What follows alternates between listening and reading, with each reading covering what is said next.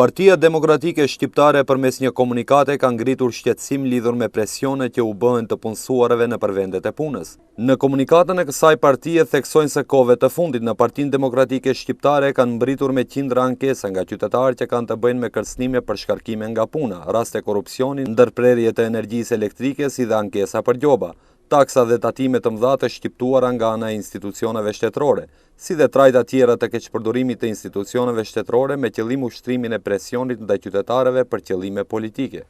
Friksimi, kërcënimet dhe shantazhet ndaj qytetarëve vazhdojnë të ngelin shqetësim njëjtë sikurse edhe partizimi dhe politizimi i skajshëm i institucioneve.